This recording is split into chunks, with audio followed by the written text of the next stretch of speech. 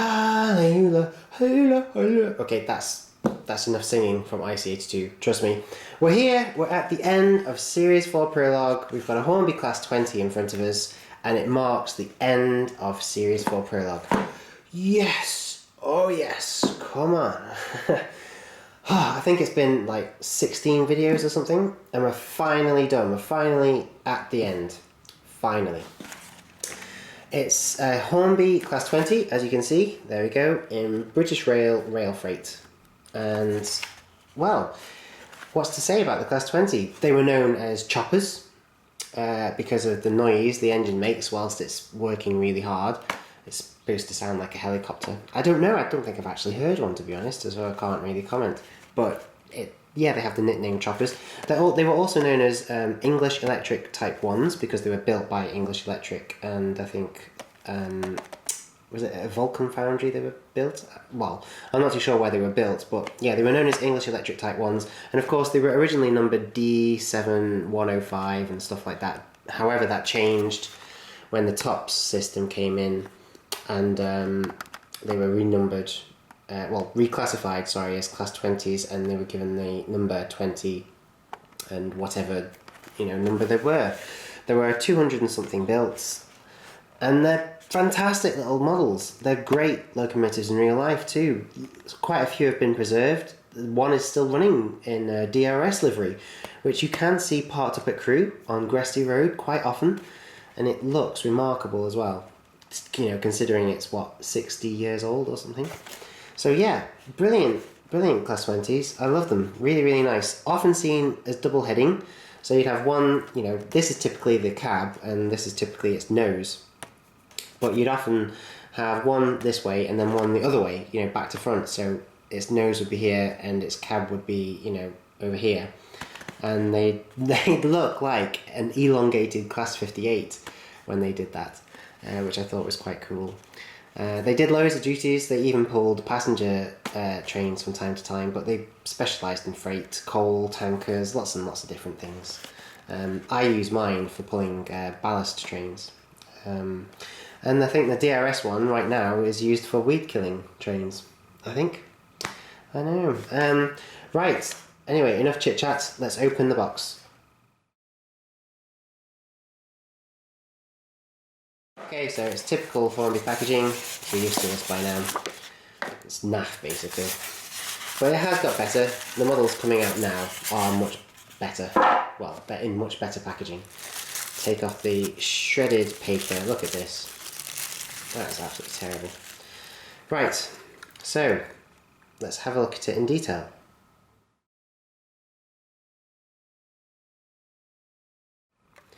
Now, the Class 20 by Hornby is not too bad, actually. It's not too bad. Let me quickly go over it.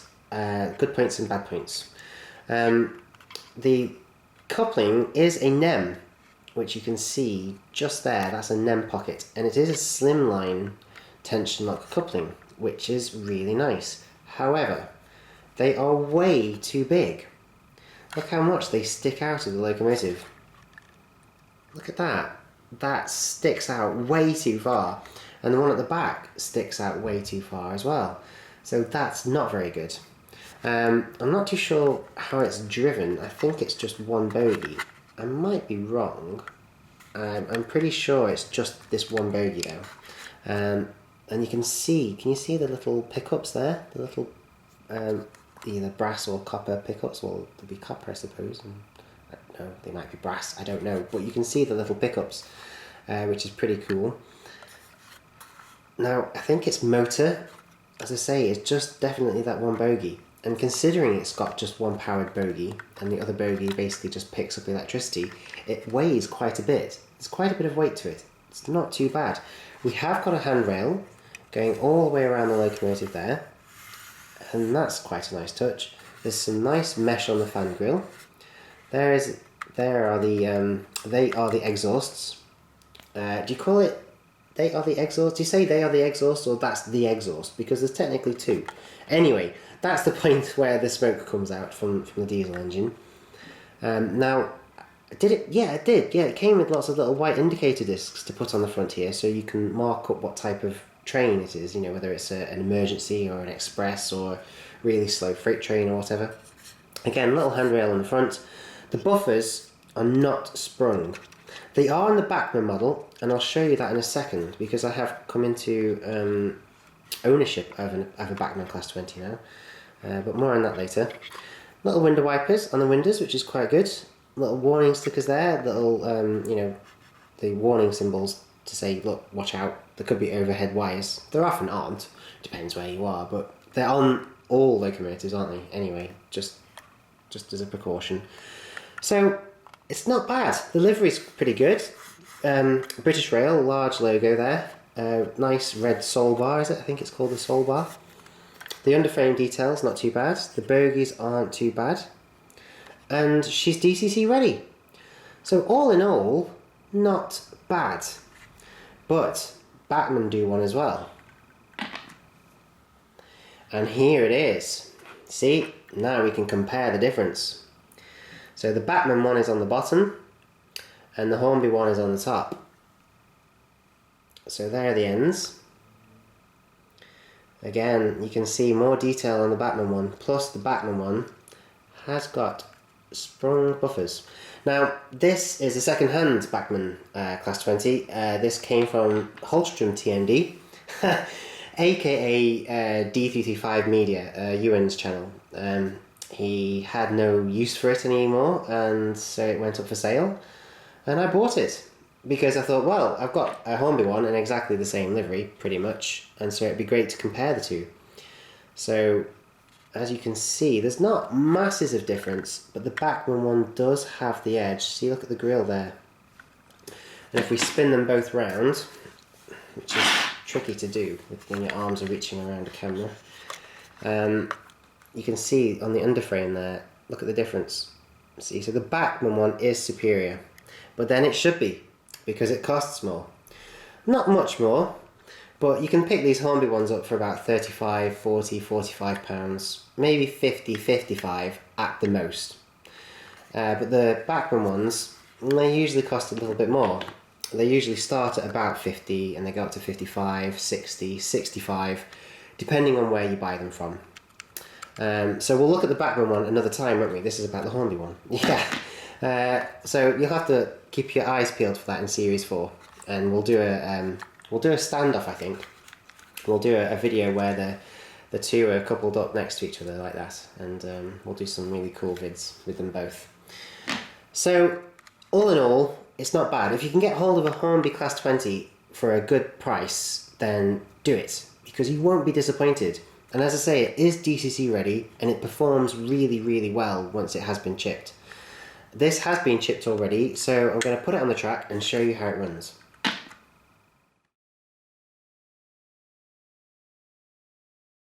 Okay, so here we are over at the layout. That track looks a bit out of shape. No, it's okay. This area is going to look slightly different once Series 4 starts, so you'll have to keep your eyes peeled for that. A little bit of tissue paper. Okay, so now here's my Class 20. Which way round do I put it? I really don't know. I guess really I should put it this way round, shouldn't I? Because this is the cab end after all. So this is going to be the most user-friendly. But I can never tell with these locomotives whether they should go this way or they should go the other way. Well, to be quite honest, they're happy doing both, and in real life they go both directions, it's not a problem. So, well, in this particular instance we'll make it go this way.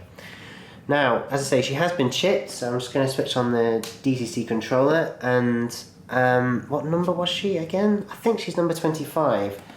Let's just see. No response from her there, so little book to the rescue, go to the diesel section. Ah, yeah, she should be 25. Typically, I bet she's been changed again. You see, I service all of my models regularly, and as they go through crew works, they get renumbered whilst they're serviced, and I need to get into the practice of putting them back to what they should be. So let's program it then. So we just hold down select, number 25, select. Okay, programmed. Now she should respond.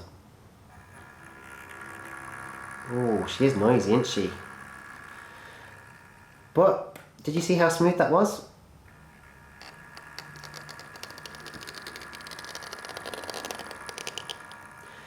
Now, bear in mind, she's not ran for a long time, so she's going to be a little bit noisy and a little bit grindy. I didn't point out when I was looking at her that she has no lights. If I just take her off again, there are no lights at all on this particular model. I don't know if there are supposed to be some, but the Bachmann one did have indicator. It had, what looked like lights, didn't it? Yes, if we just grab the Bachmann one, you see those? They probably do light up. You'll have to wait for the video in Series 4 for that. But this particular model, no, nothing, no lights at all. It's obviously not sound either. And actually, I think I'm going to run it this way. No, I'm not. I'm going to run it the other way again. I prefer this way. So Bachmann do some nice sound Class 20s as well, some DCC sound. I must get one at some point. I definitely must. And I do have another Hornby one of these Class 20s in blue. If you recall, there it is. See? The video on that went up about a year ago. I can't remember. But this one in rail freight livery was never actually put on the track. So, let's get it to go back a little bit. And then get us to go forward past the camera and around the layout.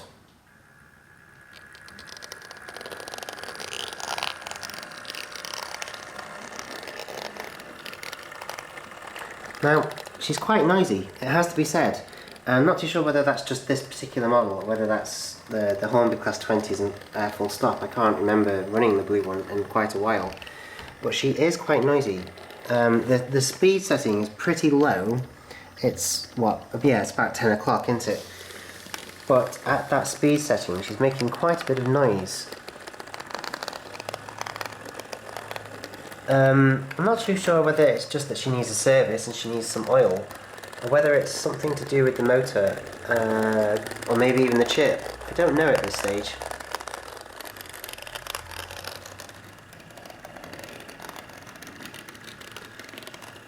It might be a bit noisy, but you've got to admit, it's a pretty smooth operation.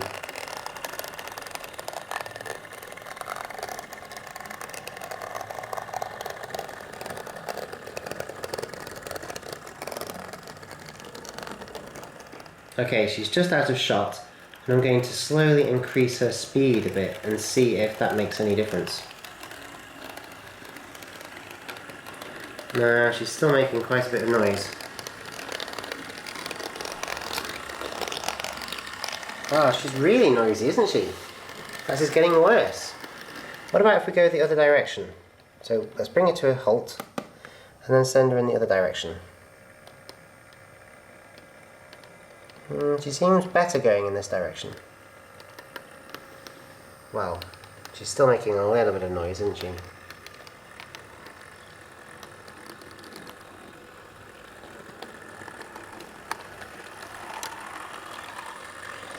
But no, she does seem better going this way. Yeah, how strange. And then if we bring it to a halt again, reverse direction.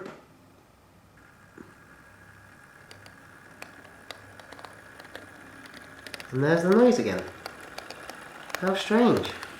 I don't understand that. I don't understand it at all. Anyway, let's see what her slow speed performance is like as she goes past the camera here. So I'm going to slow it right down, and see how slow she can go.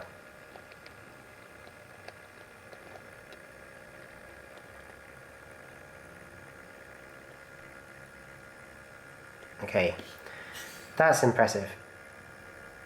Look at that. That's a scale speed of what? 2 miles an hour? Maybe 1? That's really slow.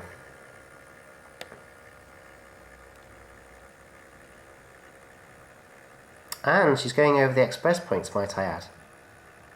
And these are famous for killing locomotives dead, but she's handling it no problem. So, and she's also really quiet at this speed as well. There we go. Problem solved. She just has to run like this all the time.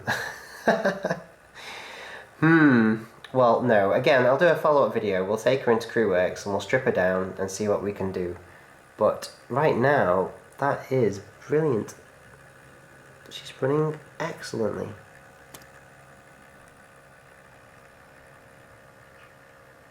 Okay, I'm going to stop her again, and then we'll get her hooked up to, what shall we get her hooked up to? I'll just hook her up to some freight, and I'll show you her running around with some freight. Okay, and we're back, and I've put some tarmac wagons on. It's a pretty big rake of tarmac wagons, probably something typical that a Class 20 would pull around a yard or something maybe. Or maybe even from like one depot to another or something, I don't know. But yeah, quite a few tarmac wagons there. How many? 1, 2, 3, 4, 5, 6, 7, 8, 9, 10, 11. 11 I think.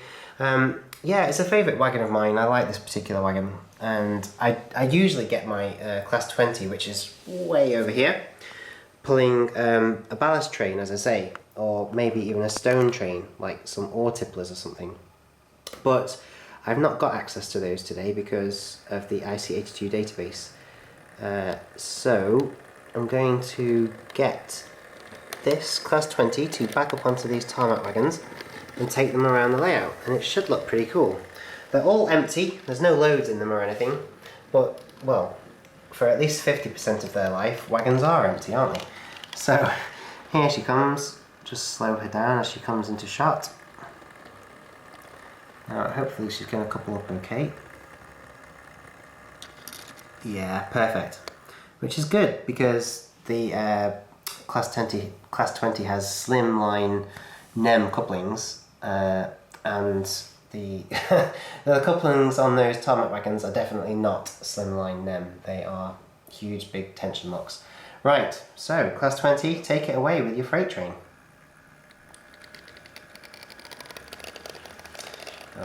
Yeah, the noisy motor.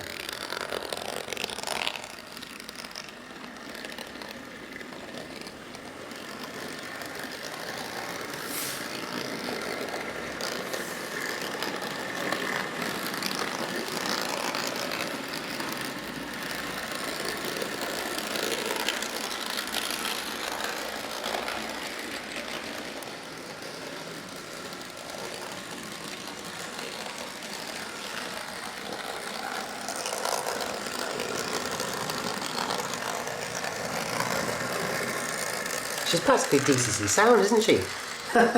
What a noisy thing. There we go, I've got a free DCC sound Class 20. How about it?